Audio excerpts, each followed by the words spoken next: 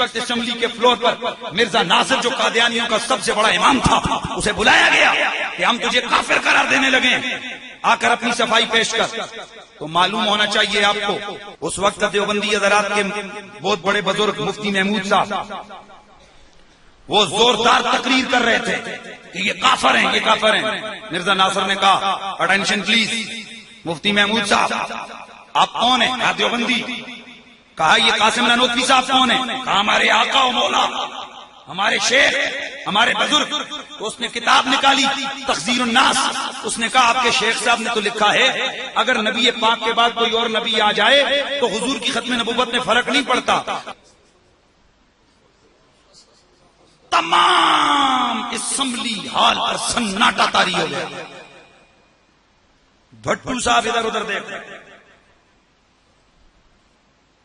اب ساروں نے سر نیچے دیے. مرزا ناصر نے کہا کہ ہمارے سے پہلے تم دیوبندیوں کے اوپر فتویٰ لگے گا.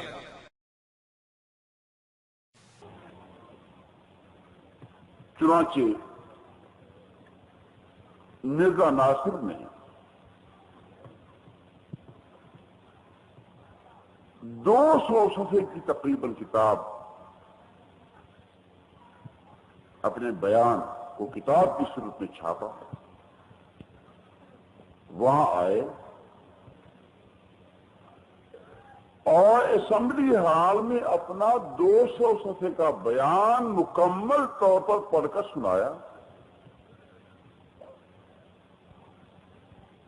جس میں ان کا پورا موقف موجود تھا. ہم نے بڑے غور سے سنا، اطمینان سے، صبر سے. اس کے بعد یہ درست ہے کہ ہمیں بھی تشویش لاحق ہوئی کہ اس کی تقریر کے بعد ممبروں پر کچھ اثر تھا. اور تم کہا یہ شکل کافر کی ہے. میں تو سیدھی بات ہے کبھی کبھی پوری رات نہیں سوتا تھا اس پریشانی سے کہ اللہ کس آزمائش میں آ گیا. 80 گھنٹے تک پاکستان کی قومی اسمبلی میں آرڈیننس پاس کرنے کے لیے جھوٹے نبی کے جھوٹے خلیفہ نے سارے مسلمان علماء کو پانی پلا پلا کے مارا، پانی پلا پلا کے مارا. اور جب فیصلہ نہیں ہو سکا اور قومی اسمبلی کے کیفیٹیریا میں بیٹھ کر سارے علماء اسلام نے اجماع کیا، مولا یہ ذرا سا بیدار کریں گے چند دموں کے لیے. مجلس شورا کا اجلاس منعقد کیا کہ 80 گھنٹے ہو گئے یہ کمبخت جھوٹے نبی کا جھوٹا خلیفہ ہم سے شیر نہیں ہو رہا ہے، ہم اسے شکست نہیں دے سک رہے ہیں.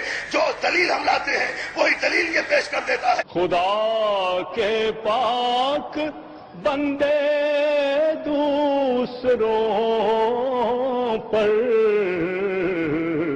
ہوتے ہیں غالب. میری خاطر خدا سے یہ علامت آنے والی ہے. گزرے ہوئے 100 سال کی تاریخ گواہ ہے، سائے کی طرح سایہ فگن ہم پہ خدا ہے.